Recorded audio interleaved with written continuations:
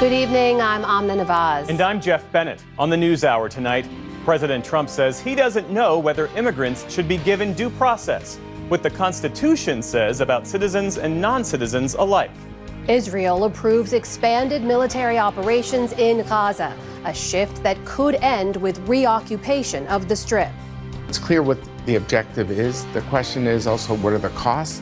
And does it fit into a wider post-conflict strategy? And that's where it's less certain. And music mogul Sean Diddy Combs appears in court for the start of his trial on charges of sex trafficking and racketeering.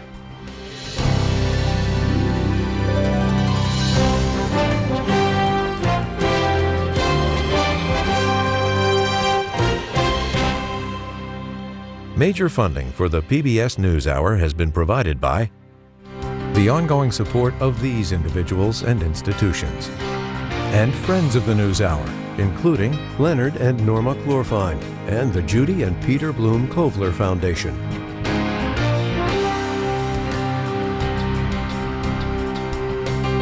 Certified financial planner professionals are proud to support PBS NewsHour. CFP professionals are committed to acting in their clients' best interest. More information at letsmakeaplan.org. Two retiring executives turn their focus to greyhounds, giving these former race dogs a real chance to win. A Raymond James financial advisor gets to know you, your purpose, and the way you give back. Life well planned. The Ford Foundation, working with visionaries on the front lines of social change worldwide. And with the ongoing support of these individuals and institutions.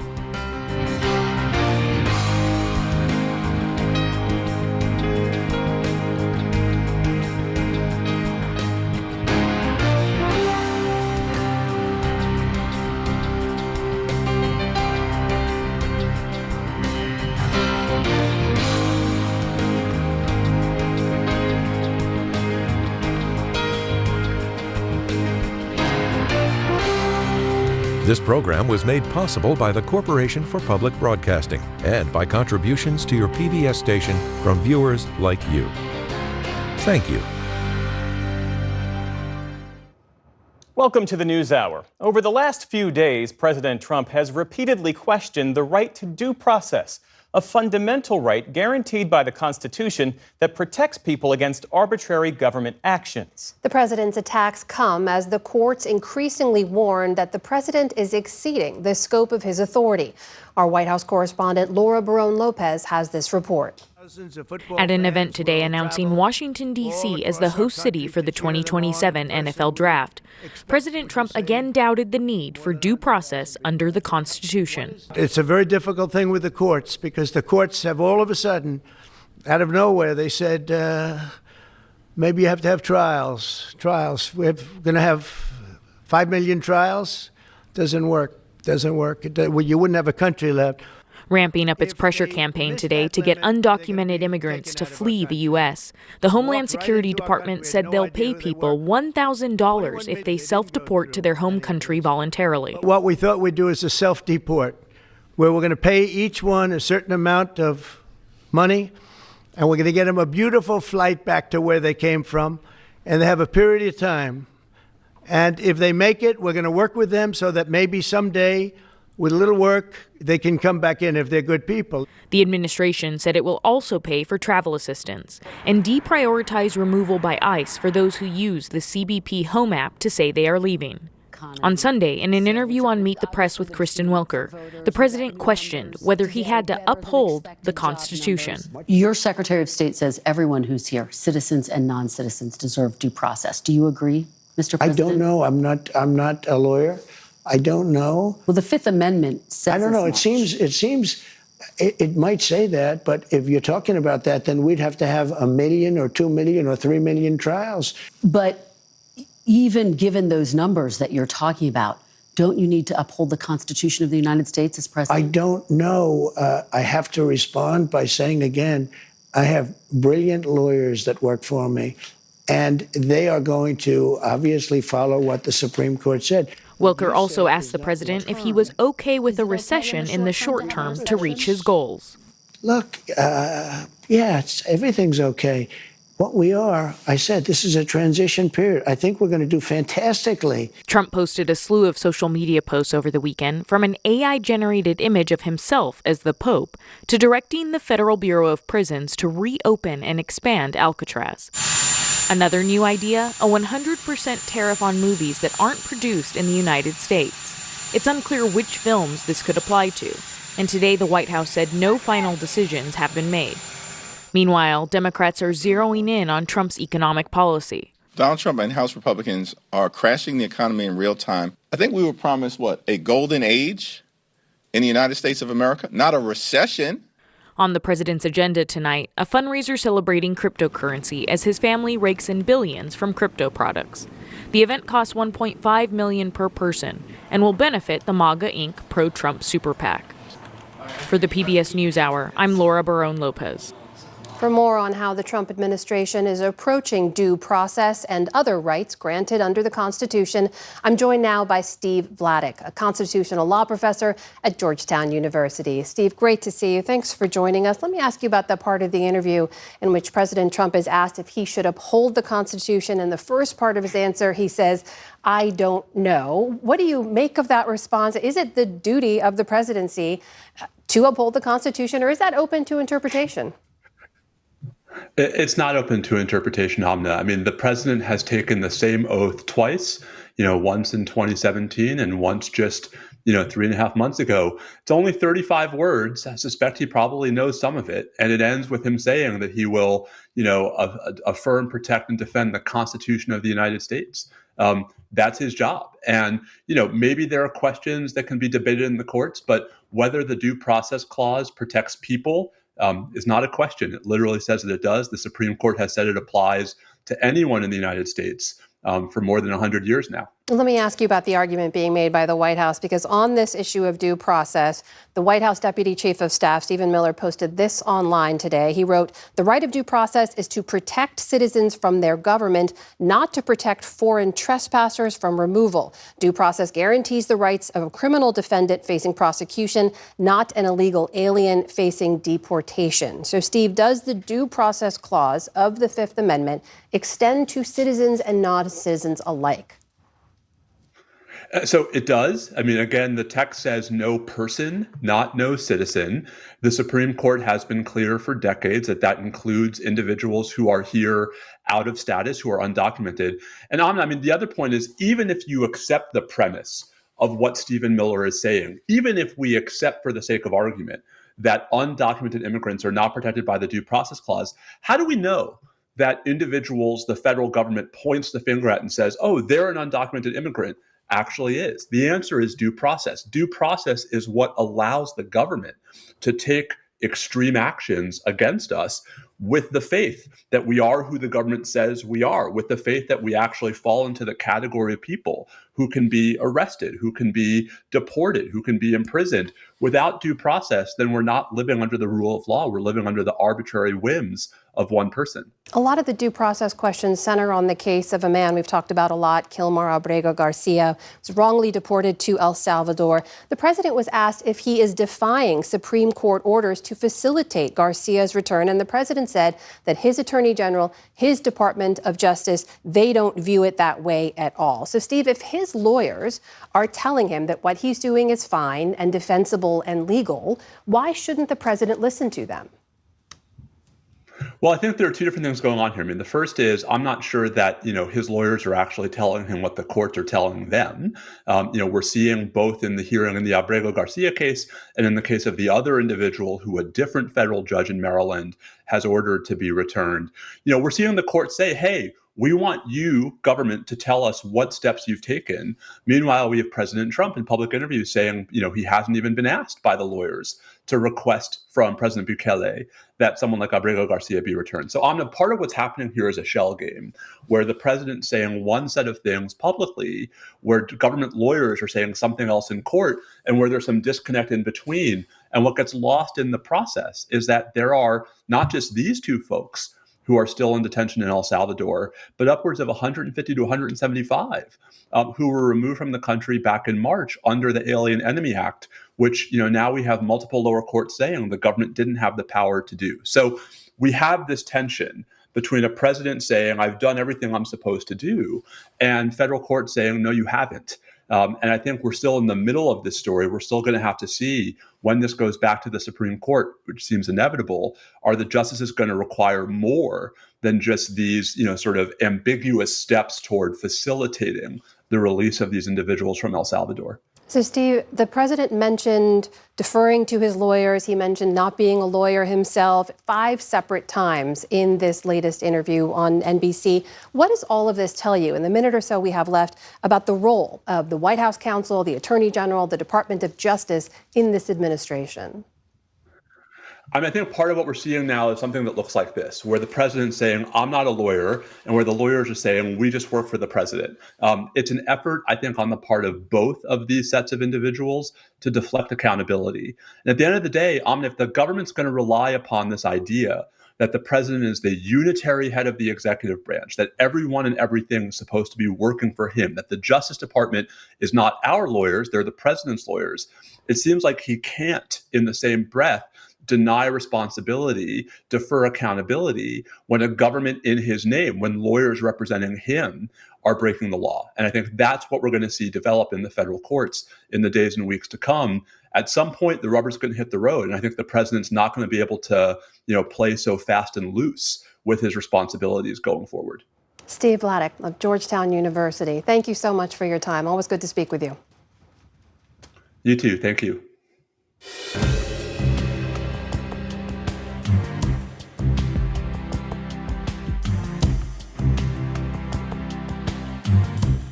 We start the day's other headlines at Newark Airport outside New York City, where hundreds of flights were either canceled or delayed again today, causing headaches for many flyers. I don't know how you can operate. This is such a major airport. Major disruptions have now carried into a second week amid ongoing staffing shortages and equipment problems. One of the airport's runways is also under construction. United Airlines says it will begin cutting about 10% of its flights from the busy travel hub. New York Senator Chuck Schumer today called for an investigation of the FAA's handling of the situation at Newark and across the country. To say that there is just minor turbulence at Newark Airport and the FAA, that would be the understatement of the year. We're here because the FAA is really a mess. This mess needs a real forensic look, a deep look into it. Transportation Secretary Sean Duffy says his agency will announce plans this week to overhaul the nation's outdated air traffic control infrastructure. Defense Secretary Pete Hegseth is ordering major cuts to top positions within the U.S. military. In a memo obtained by the NewsHour, Hegseth called for a 20% reduction of 4-star generals across the active duty military. He also ordered the National Guard to cut 20% of its top positions. The memo further directs the military to trim an additional 10% of its general and flag officers across the force. There are currently about 800 general officers in the military. Only 44 of those are 4-star general or flag officers. As of today, federal education officials are restarting efforts to collect on student loans that are in default. Borrowers had enjoyed a pause on such collections that started during the COVID pandemic. More than 5 million people are currently in default. The Trump administration says that could swell to nearly 10 million within a few months. Officials could withhold tax refunds or Social Security benefits and garnish wages to recover the debt that is owed. Those who are in default are urged to contact the Default Resolution Group within the Office of Federal Student Aid. In upstate New York, a corrections officer pleaded guilty today to manslaughter in the fatal beating of a handcuffed inmate. Christopher Walrath was one of 6 guards charged with second-degree murder. Body cameras recorded the attack on Robert Brooks at the Marcy Correctional Facility in December. The special prosecutor says Brooks was transferred to the prison that day and that the beating was, quote, to welcome him. The plea deal calls for Walrath to get a 15-year prison term. He'll be sentenced in August. Romania's prime minister announced his resignation today after his party's candidate failed to advance in a redo of the country's presidential election. Hard-right nationalist George Simion far outpaced the other contenders, winning more than 40% of Sunday's vote. He'll face pro-Western reformist Nicoșor Dan in a runoff later this month. Simion ran on a nationalist platform and is a vocal supporter of President Trump. He thanked his backers in a social media video today. Setea voastră de libertate a triumfat. Your thirst for freedom has triumphed. It is your victory, not mine, and it will continue to triumph. Your vote today is an outstretched hand to the country you miss, the Romania you want to return to. We will build together. The election redo could have wide-ranging implications for the direction of the NATO and EU member. It comes after a court voided last year's election amid allegations of Russian interference, which Moscow denies. On Wall Street today, stocks slipped amid ongoing concerns over President Trump's tariff and global trade. The Dow Jones Industrial Average fell nearly 100 points to start the week. The Nasdaq dropped around 130 points, or 0.75%. The S&P 500 also ended in negative territory. And Skype officially goes offline today. For more than 2 decades, the internet calling service connected people from around the world. At one point, it had more than 300 million users, but competition from the likes of Zoom and WhatsApp ate into Skype's popularity. Microsoft, which bought the company back in 2011, announced in March that it was shutting Skype and is urging users to migrate to its Teams offering. Skype for Business, which is a separate service, will carry on. Still, it's the end of an era. And today is, of course, Cinco de Mayo, a celebration of Mexican history and culture. Festivities are taking place across the country, including at this school in Dallas, Texas, where children got into the spirit of things with sombreros and piñatas. Since this year, Cinco de Mayo fell on a Monday, many chose to celebrate this past weekend with parades and other festivities. Cinco de Mayo is a holiday in Mexico where it marks the anniversary of a Mexican military victory in 1862 over French forces. President Trump, for his part, marked the occasion by reposting a tweet from 2016 of him enjoying a taco bowl at Trump Tower. The caption, "This was so wonderful 9 years ago today." And still to come on the NewsHour, Amy Walter and Tamara Keith on this week's political headlines. A new book explores the next phase in the battle over reproductive rights. And Grammy-nominated singer-songwriter Sierra Hull on her journey to becoming a mandolin virtuoso. This is the PBS NewsHour from the David M. Rubenstein Studio at WETA in Washington, and in the West from the Walter Cronkite School of Journalism at Arizona State University. The Israeli government voted today to expand its military operations in Gaza, a plan that could end with the reoccupation of the Strip, nearly 20 years after Israel ended its occupation there. Meantime, humanitarian officials warn an Israeli plan to take over aid distribution in Gaza is unworkable and more Palestinians will suffer. Israel has blocked all aid from entering for over 2 months now. Here's Nick Schifrin. In the shadow of Gaza today, Israel has its eyes on a bigger prize. Tens of thousands of reservists are mobilizing to execute a new plan that calls for Israeli troops to clear large parts of Gaza and hold captured territory, says spokesman David Mencer. The expanding and the holding of territories, not occupation, the expanding and holding of territories and remaining in them to prevent Hamas from taking it back. The plan was unanimously approved overnight by the Israeli cabinet, including far-right finance minister Bezalel Smotrich. We are finally going to conquer the Gaza Strip. We are no longer afraid of the word occupation. Today, Israel is believed to control about 1/3 of Gaza, with an expanded buffer zone along the Gaza border and 2 corridors that bisect Gaza. The new plan calls for Israeli troops to move the population of northern Gaza to the south, to what Army spokesman General Efi Defrin today called a, quote, sterile area. The operation will include a broad offensive that includes moving a majority of the population of the Gaza Strip.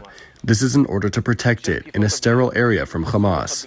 We will repeat the model carried out in Rafah and other areas of the Gaza Strip. After Israel's operation last year, this is what Rafah looked like. Israeli officials say the new operation would take about 2 weeks to prepare, giving enough time for President Trump to travel to the Middle East and for presidential envoy Steve Witkoff to try and make a diplomatic deal to convince Hamas to release the living hostages among the nearly 60 it still holds. The new plan also calls for Israel to take over the distribution of humanitarian aid after blocking all aid from entering Gaza for the last 2 months. That block has led to desperate scenes like these, and to the frailty of 12-year-old Rahaf Ayad. Today, she is hungry, a fragile shadow of what she used to be. I was bright and fun, and now I'm not anymore, just like you see. I wish I can eat meats. I only eat bread and za'atar and rice only. Her mother, Sharuk, doesn't know what to do and says the food her daughter needs is either unavailable or unaffordable. Our children are dying in front of us, and we cannot do anything to help. Right now, Rahaf only eats rice because legumes hurt her stomach. I can only afford rice, that's all. Everything here is so expensive. They told me to get her fruits, vegetables, honey. God knows, I'm trying my best. Israel argues it needs to take over aid distribution because Hamas steals it to buy weapons. And Israel says there is food in the markets. Israel's assessment is that for months to come, there is enough food for everyone right now. That runs contrary to international law. And the reality is that we're seeing every day kids are starving as a result. Tom Fletcher is the UN's top humanitarian official who last visited Gaza earlier this year during a ceasefire when 600 to 700 trucks of aid entered every day. We were saving so many of the survivors of the military onslaught there. And now we've gone 2 months.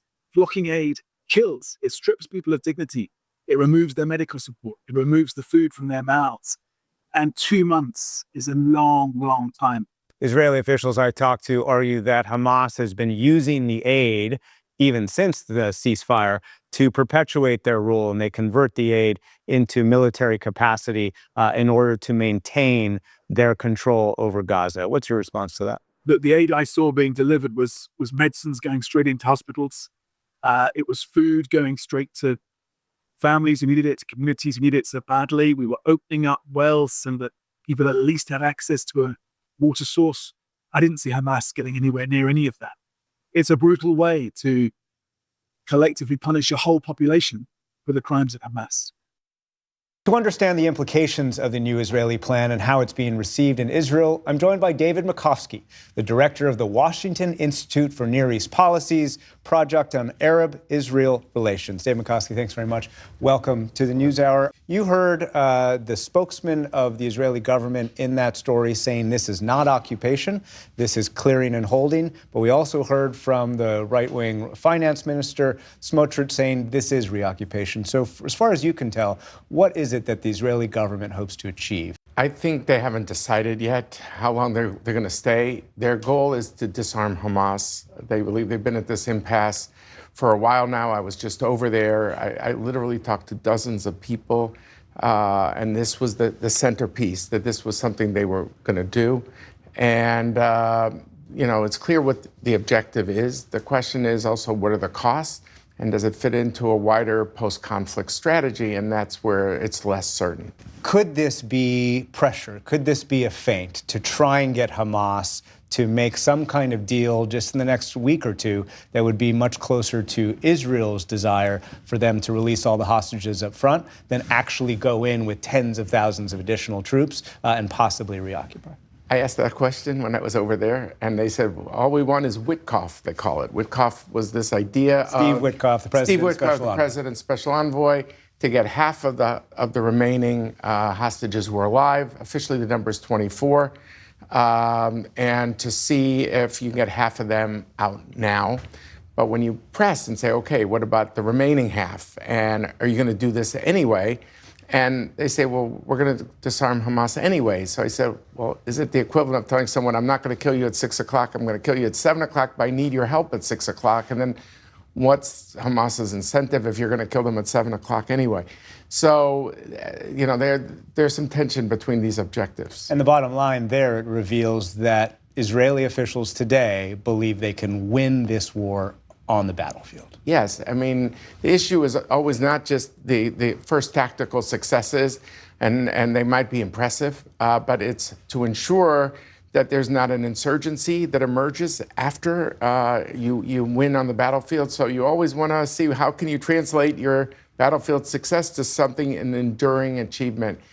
And that requires a day after strategy as well. So let's talk about that. I talked to one of the protest leaders who didn't want to go on camera, but said this to me today, quote, "There is no clear objective or coherent plan for the day after, and that is why some Israelis are questioning this today." Do you agree? Is there a day after plan? No, because there's division within the cabinet. It's clear that the hard right faction of Mr. Smotrich that you mentioned and Mr. Ben-Gvir, they clearly want Israel to go there to stay, to have settlements and all that.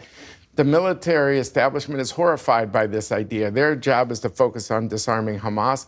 I would think President Trump could reconcile a lot of this by saying, Hamas, if you leave with your weapons and go into exile and are disarmed, we will make sure Israel leaves Gaza the next day and bring back the Palestinian Authority. We know all the vulnerabilities of the Palestinian Authority that's based in the West Bank, but at least there would be a sense that Palestinians would be taking over Gaza. And I think that would be something that the Israeli people themselves, maybe including the gentleman that you mentioned, could also get behind. They all want to disarm Hamas, but they also want to get the hostages out, and they don't want to stay in Gaza. They left in 2005, and they would, I think, turn it over to someone as long as they can feel that they're going to feel safe.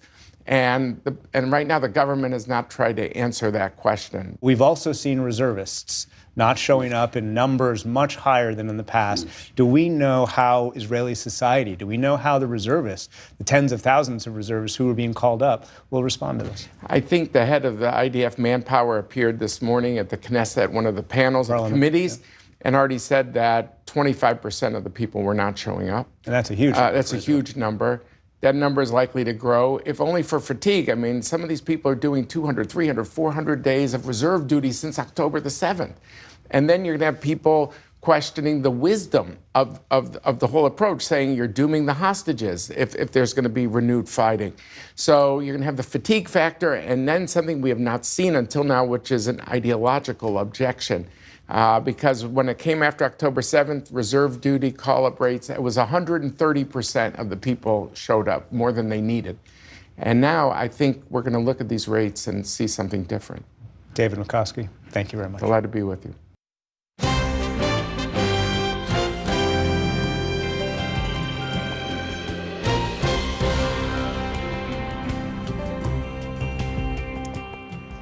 President Trump has given multiple lengthy interviews in recent days, and they've sparked as many questions as they have answers.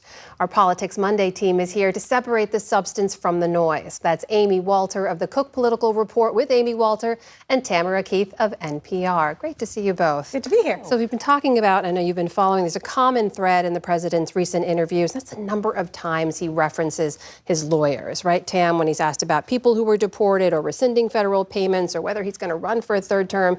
He says, I'm listening to my lawyers. How much of this presidency relies on the interpretation of the lawyers around this president? Yes. President Trump has long talked about his lawyers. When he was out of office, when he's in office, he's all about a stable of lawyers. The interesting thing about him is that he considers the lawyers at the Justice Department also to be his lawyers, which is not actually the role of the Justice Department in a traditional administration. He both wants arm's length and doesn't want arm's length, depending on what he wants at any given moment. But you have to remember that members of his administration, people who are around him now, they aren't necessarily lawyers, but they spent the entire 4 years out of office thinking about new and different ways to push the boundaries of executive power, to use the laws that exist in novel ways to get what they wanted that they weren't able to do in the first administration. And President Trump is someone who likes to be powerful and wants to try these things. It is clear that his administration is trying many things that other presidents simply haven't tried, including former President Trump. Amy, when you look at this issue of due process, upholding the Constitution, are these the kinds of things that resonate with the electorate? I think with certain parts of the electorate, yes. But for those who are not paying as much attention to politics, what they're paying attention to is the impact of politics on their day-to-day lives. These seem still very much like the kind of thing that would be on an exam in school, much more than its impact on the lives that they're living. On issues like the economy, on tariffs, they are very much keyed in on that. On these issues, especially among people who, as I said, they're not necessarily seeking out news, those issues tend to be less resonant. And I know the economy, of course, was the #1 issue for voters. When they voted for President Trump, he was asked about the economy and really who owns this moment in time for the American economy in that NBC interview. Here's what the president had to say. When does it become the Trump economy? It partially is right now. And I really mean this. I think the good parts are the Trump economy and the bad parts are the Biden economy. Amy, over 100 days in, do the American people see it as a Biden economy or a Trump economy? Well, in the polling done for NPR and PBS by Marist, no, they do see that this is really Trump's economy. When asked the question about who do you think is responsible, 60% said Trump, and only 39% basically said that this is still the hangover from Biden's economy. So it is pretty clear at this point that when voters are looking at the direction of the economy, why things are the way they are, they do put a lot of the responsibility on Donald Trump. What's fascinating to me, especially in that whole interview, was the amount of time that the president spent on defense, basically trying to convince not just his interviewer, Kristen Welker from NBC, but the entire audience that the things that they say they don't like, because we see in poll after poll, people say, we don't like tariffs, we don't think tariffs are good, we think tariffs are a tax. What he spent most of the time doing in that interview was trying to convince them that they are wrong and he is right. What they are seeing or feeling or anxious about is not where things are.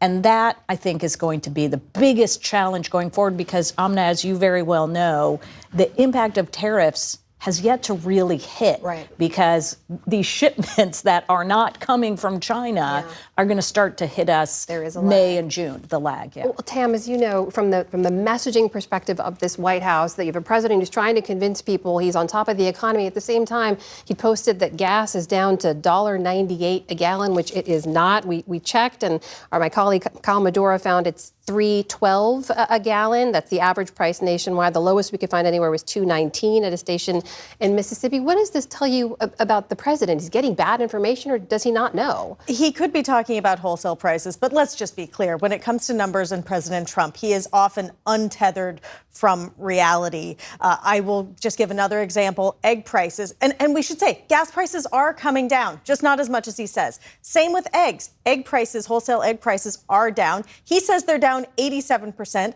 Last week, his own White House put out a memo and said it was around 50%.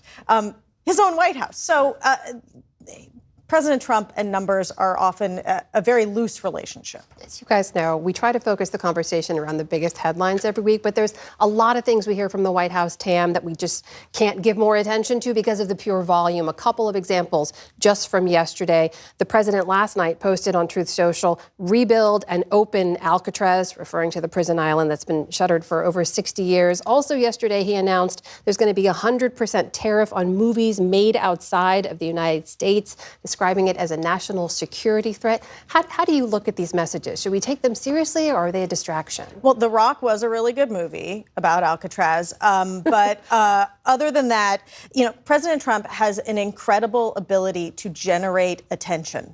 And he markets himself, he markets his ideas, he gets people talking about him.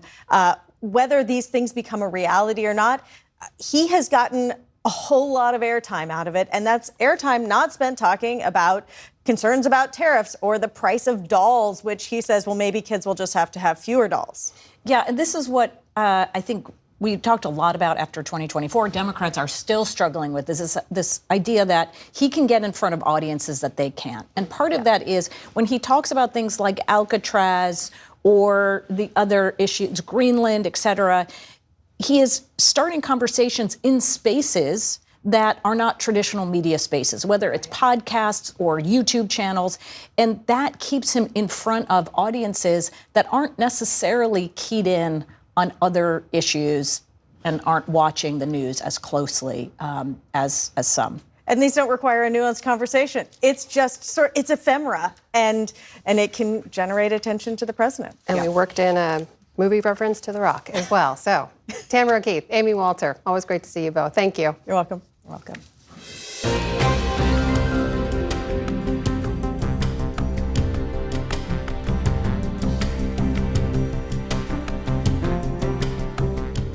Jury selection for the criminal trial of music mogul Sean Diddy Combs started today in New York City. The rapper and producer faces multiple charges, including racketeering, conspiracy, and sex trafficking. Prosecutors allege Combs was the mastermind behind a years-long operation to sexually abuse women. He denies any wrongdoing and rejected a plea deal that could have resulted in a lighter sentence.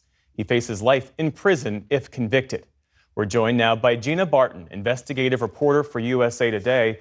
Thanks for being with us, Gina. So jury selection started today. What are you hearing from your colleagues in the courtroom about how hard it's going to be to find people to serve on this case?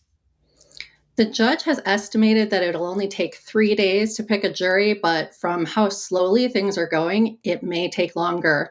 They're interviewing each juror separately and individually.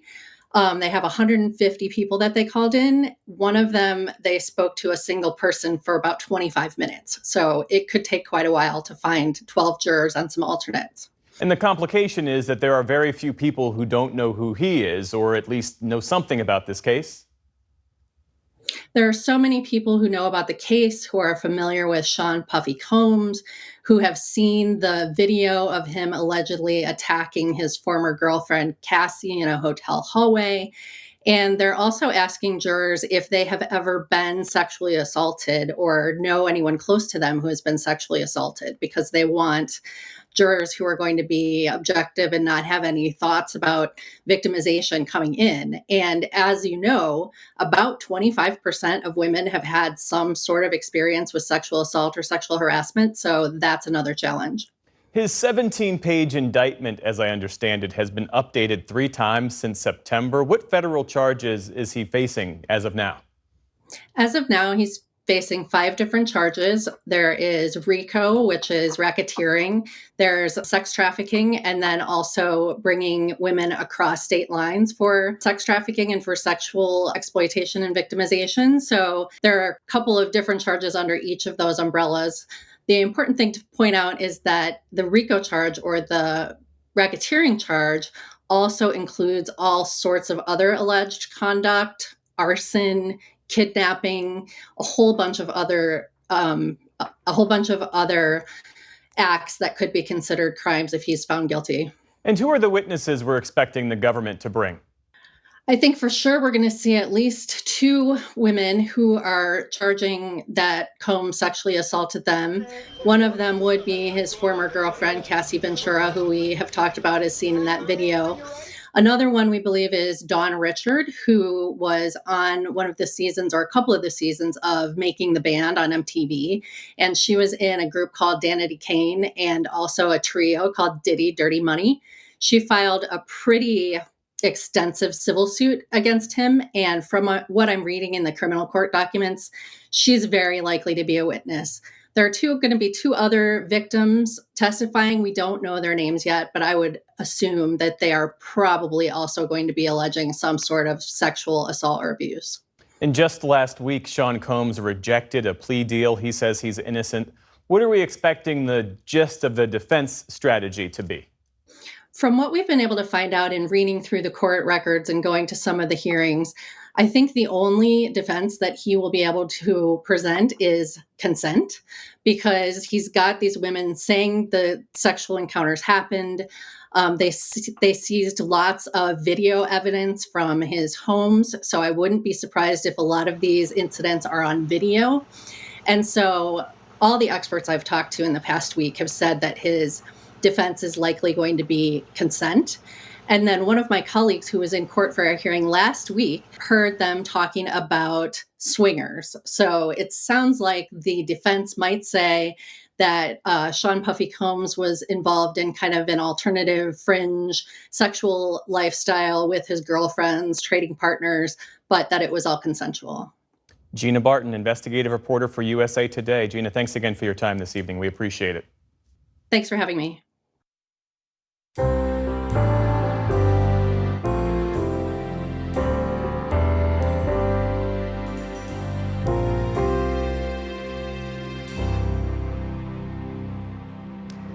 After the Supreme Court overturned the landmark Roe v. Wade decision in 2022, the victory for anti-abortion advocates spurred the pursuit of a long sought-after goal: fetal personhood.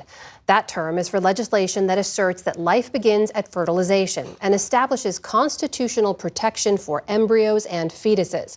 I spoke recently with law professor and historian Mary Ziegler about her new book, Personhood: The New Civil War Over Reproduction. Mary Ziegler, welcome back to the NewsHour. Thanks for joining us. Thanks for having me. So in the book, you write that ending the constitutional right to an abortion was just the first step for this movement. As you write, quote, "For the past 50 years, the priority of the anti-abortion movement has been the recognition of fetal rights." A goal, as you write, dates back to the 1960s. Why is that the case? What power does this hold?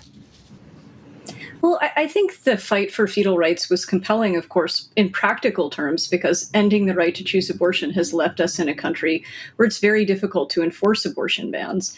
It's also worth emphasizing that people in the anti-abortion movement are not focused solely on abortion. They're also concerned about in vitro fertilization, about some forms of contraception, even about the way we reason about equality in the United States more broadly. So the end of Roe v. Wade, I think, for the movement was really just the beginning. And definitions really matter here, because you note that even within this anti-abortion movement, there's been some inconsistency. As you write, there are disagreements about what personhood means. So is there consensus? How would you define it? If there's no consensus, what does that mean for what advocates are pushing for? Well, the common denominator is really a claim that at the moment of fertilization, there is a separate, whole, unique human being, and that as a result of this biological status, that person should have constitutional rights. At the moment in the United States, there's a lot more debate about what it means to enforce that concept of personhood. In other words, what does it mean to do justice to this fetus or unborn child? The general consensus in the anti-abortion movement is that it requires, at the moment, some form of criminalization, whether criminalization of the person who performs an abortion, criminalization of people who assist in abortion, maybe criminalization of the disposition of embryos after IVF, or even the storage of embryos after IVF. But there's debate on the margins about almost everything else. For example, one of the most prominent debates we've seen break out this year even is a debate about whether abortion seekers or women themselves should be punished for abortion. There are disagreements about IVF too, disagreements about contraceptives too. So what personhood actually requires in the real world, rather than kind of in more abstract terms being about who has rights, is something that we've seen really come to the fore now that fetal personhood is no longer a distant dream, but something the movement's trying to realize in the shorter term. And you do write about what you call one of the most promising paths of fetal personhood in Alabama. That's where the state Supreme Court last year ruled that embryos created through in vitro fertilization, or IVF, were considered children. Right after that ruling, though, state lawmakers jumped in to protect IVF providers because of how unpopular that state Supreme Court ruling was. What did that whole episode reveal to you about this movement? Yeah, I think the episode revealed something that I think personhood proponents have already recognized, which is that the best and most likely route that we're going to see fetal personhood succeed in the United States is through the courts, whether that's the federal courts and the conservative U.S. Supreme Court supermajority, or state Supreme Courts like the Alabama Supreme Court. Even when state Supreme Courts have elections, they tend to be more immune to the will of voters than certainly than state legislators or governors would be. So there's been, I think, more of an effort to direct this question away from voters and to judges, who I think the anti-abortion movement believes will be more easy to persuade. You also write in the book about how the stakes here go well beyond abortion itself. What did you mean by that? Well, I think there are two ways in which that's true. One, of course, if an embryo or a fetus is a person, that will obviously have implications for lots of other things. As we saw with the Alabama Supreme Court decision last year, it would radically, recognizing an embryo or fetus as a person, if that requires criminalization or sanction, would have pretty considerable impacts on the way in vitro fertilization is practiced, making it much more expensive and less effective. It would have impacts on, for example, whether stem cell research could continue. It would also, I think, in a second way, have important impacts on how we reason about equality and liberty generally. So to get to the conclusion that a fetus or embryo is a person, anti-abortion lawyers have encouraged the courts to think differently about how we recognize fundamental rights, what we mean by constitutional equality, and those kinds of changes would resonate well outside the context of reproduction in general, right? So this is a mission that's, I think, been pursued in ways that could change how we think of the Constitution in many other ways. There's also some fascinating historical context in the book. You write about how the early fetal personhood movement aligned itself with civil rights movements and how there was a group called Students for Life that actually held what they called a Black Preborn Lives Matter rally during the anti-racism protests after George Floyd's murder. And has fetal personhood always been more of a conservative sort of cause?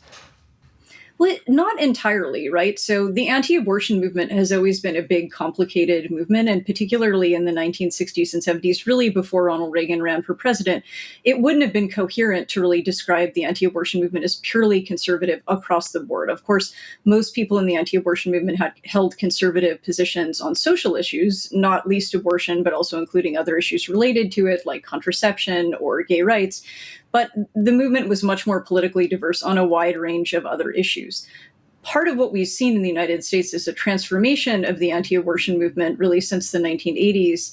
And I think a closer and closer partnership between the GOP and the anti-abortion movement, between the anti-abortion movement and certain churches. And all of that, I think, has changed what abortion opponents often mean when they speak about personhood, or at least created more fractures within the movement about that we see kind of coming to the fore now that Roe is gone. And Mary, when you look at where we are today, in the years since Roe was overturned, and in the numbers as we track them, abortions have actually been steadily increasing. And that's despite the fact that some dozen states or so have near total bans. So how does that happen? Well, I think it's much easier to pass an abortion ban than to enforce an abortion ban, particularly in a country where states in other parts of the country offer legal abortion and where pills and people can flow across state lines. So I think that's part of the reason we're still seeing so much pressure on the Trump administration to change the rules governing, for example, the abortion pill mifepristone, or to enforce an old law called the Comstock Act as an abortion ban, or even to get some kind of federal judicial decision that could be used to crack down. Because as long as this remains a decision at the state level, there are going to be ways to circumvent bans for some people, and people who are committed enough to terminating a pregnancy will often find them. That is Mary Ziegler of UC Davis, author of the new book, Personhood, The New Civil War Over Reproduction. Mary, thank you so much. Good to speak with you. Thanks for having me. And a late-breaking development on this topic tonight. For the first time since President Trump re-entered the White House, his administration asked a federal court to dismiss or move a lawsuit that seeks to roll back access to the common abortion drug mifepristone. While not taking a position on the merits of the case or the drug itself, Trump's Department of Justice says the 3 states pursuing the lawsuit in a Texas court lack standing. That is the same position the Biden administration argued.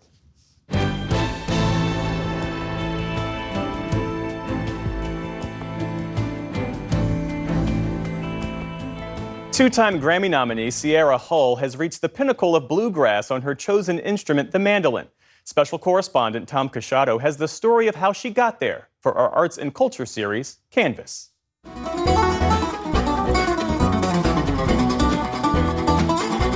On this night at the Hamilton in Washington, D.C., it's easy enough to hear why 33-year-old Sierra Hull has been 6 times named the International Bluegrass Association's Mandolinist of the Year. Not as immediately clear is why Rolling Stone has termed her a rebel of the genre. Usually I'm just kind of searching for sounds and going by feel and trying to write something that is satisfying. And indeed, she and her band are right at home with traditional bluegrass sounds. But take the lead single from her latest album, A Tiptoe High Wire. It's a song called Boom. American songwriter used a pretty non-bluegrassy term for it.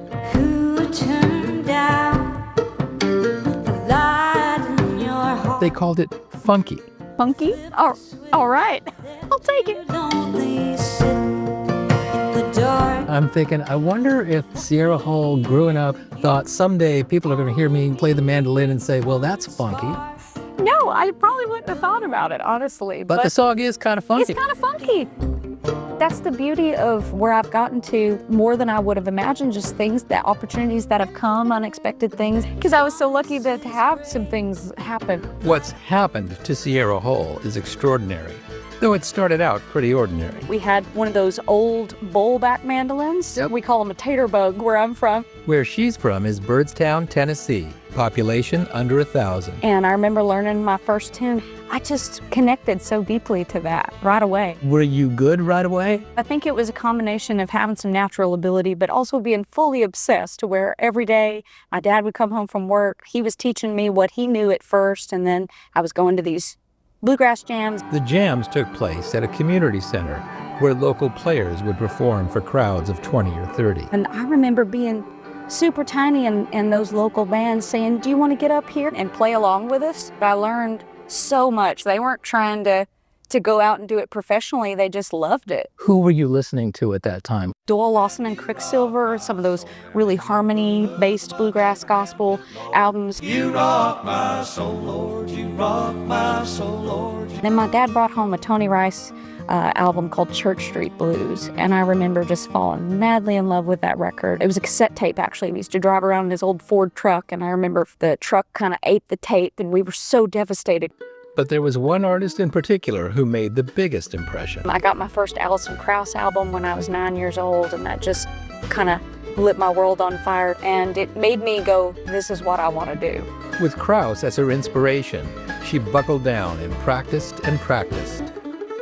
And I was lucky to have parents who breathed a lot of love and support into it. You know, if I'd ever get lazy practicing, I remember my dad saying, you've been a little lazy lately, hadn't really been practicing too much. He said, well, you know what's going to happen? One of these days, Alison Krauss is going to call you to come play, but you're not going to be ready.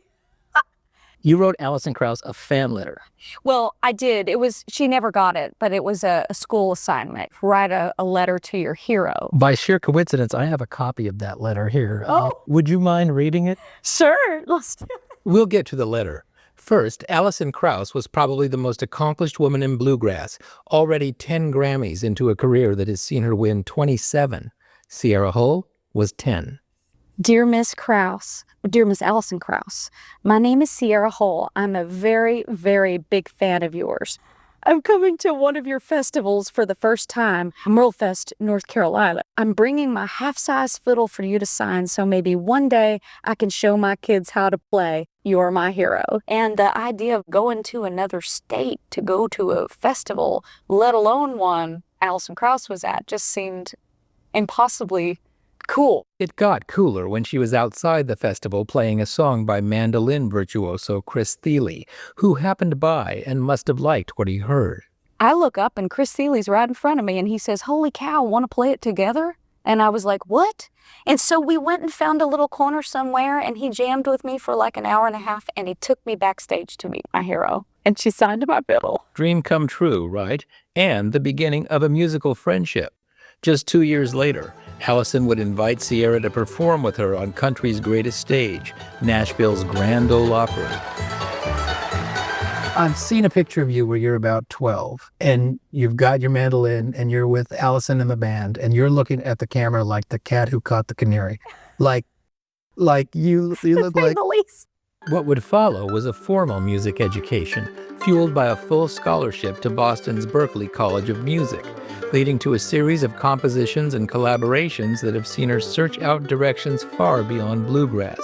Among them, ethereal tracks produced by banjo legend Bela Fleck, jazz-funk jamming with guitarist-producer Cory Wong, and sophisticated rhythmic explorations with her own band. Rolling Stone calls her a musical force not only in bluegrass, but in various genre circles. But no matter how intricate the music, her approach remains straightforward. A lot of times I'm just kind of going, what does the lyric demand? What feels good on the instrument? I'll write some sort of crooked, crazy thing, share it with my bandmates, and they're the ones that'll be like, oh yeah, there's that weird bar of 3 here. And I'm like, okay, great.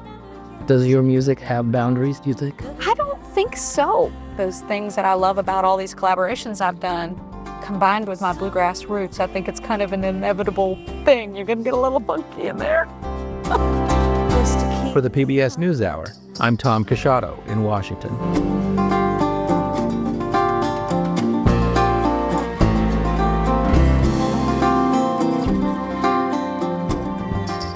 And that is the NewsHour for tonight. I'm Amna Nawaz. And I'm Jeff Bennett. For all of us here at the PBS NewsHour, thanks for spending part of your evening with us.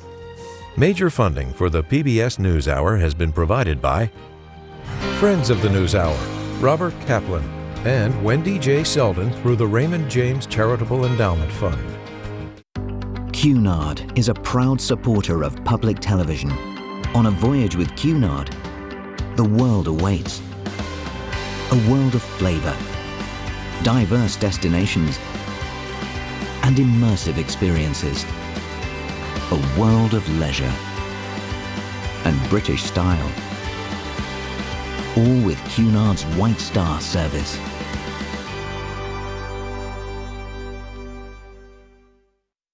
In 1995, two friends set out to make wireless coverage accessible to all. With no long-term contracts, nationwide coverage, and 100% US-based customer support. Consumer Cellular. Freedom calls.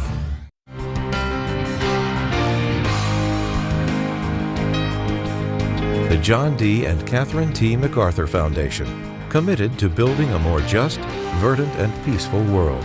More information at macfound.org. And with the ongoing support of these institutions.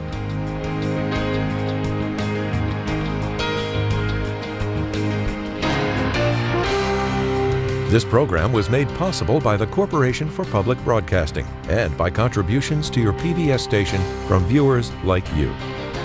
Thank you.